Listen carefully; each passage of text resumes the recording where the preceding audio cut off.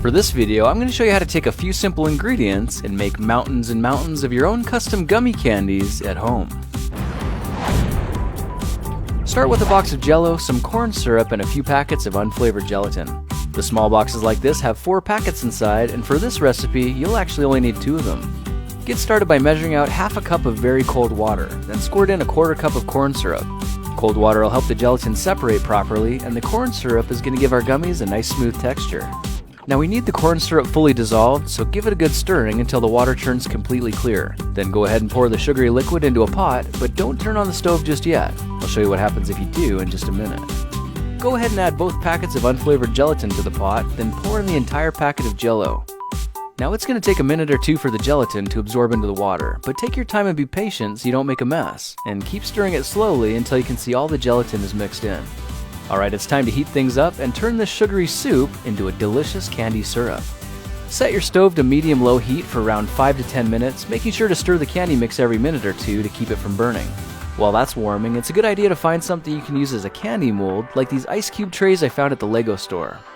When you see the gelatin is completely liquefied, the syrup is ready for pouring, and you should be able to pour it straight into the molds. But be careful not to spill, because the syrup's extremely hot and will burn you.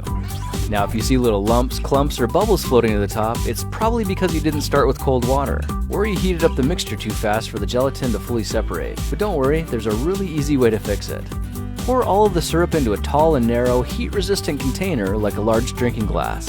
As you do, you'll immediately notice all the bubbles and gelatin lumps start rising to the top. Let it sit for around 10 minutes to give it all a good chance to settle and cool a bit, and you'll soon see all the impurities collect together at the top and separate into a layer of gummy foam. Now check this out. All you have to do is reach in with a spoon or a spatula and scrape this newly formed skin away. Just like that, you've got yourself a beautiful and impressively clean gummy syrup ready for casting. And to make the next steps as easy as possible, I'm collecting the magical syrup in a condiment container. These kind of containers are perfect for filling up your molds. They're super easy to control, and you can squirt the syrup exactly where you need it, which helps avoid spilling or overflowing the molds with too much gummy. I gave these candies a few hours to cool so you can see just how much of a difference it makes to take the extra step and skim the bubbles off the top before making your candies. Alright, let's see how our gummy mix does with a much more intricate and detailed ice cube mold like this one. And you might have noticed that this time, the syrup is impressively clear. 5 hours later, we've got ourselves a batch of really cool Lego gummy guys, which apparently are balanced enough that they can stand up on their own. That's kinda cool. Now just for fun, I made a silicone mold from actual Lego bricks and a 2-part silicone mix from a special effects supply store. Now you should know that when the syrup cools down, it's going to shrink a little, so to compensate for that, try filling the molds just a tiny bit higher than the top. For one finishing touch, I got a clean Lego base plate and brushed it lightly with vegetable oil, then carefully placed it down on top of the mold. You can see the edges have little dimples to help keep all the studs perfectly aligned, so all it needs now is something like a heavy book to give it some weight and hold it in place. I let these ones cool on the counter for around 6 hours, and you can see that if we carefully remove the base plate now, our little Lego gummies have small divots on the bottom, which means they're connectable. Let's take one of the bricks out of the mold and take a good look up close. You can see there's a surprising amount of detail captured in the gummy snack, and they're not sticky at all, but actually quite firm, and they smell delicious. You probably also noticed they're completely transparent, which puts their level of awesomeness on a completely different scale. Alright, let's take this idea to the next level with different colors and different flavors. I tripled the recipes and made 7 different batches, then let them cool overnight so they'd all be crystal clear. Now if you try doing this yourself, you might find that getting them out of the cups is pretty tricky. When you do get them out though, you'll have a gob of gummy that's way too big to eat on its own, but that's okay because what we're really after here is the white layer of gummy foam at the top. Now if you're really careful, you can use something like a kitchen knife to slowly trim the top layer off, which will leave you with a huge chunk of gummy goodness. And these transparent gummy blocks can be remelted on medium-low heat and molded into any shape you want. I made a candy mountain of Lego gummy bricks in all kinds of colors, shapes, and sizes. And if you look closely, you can even see some little gummy guys in there as well.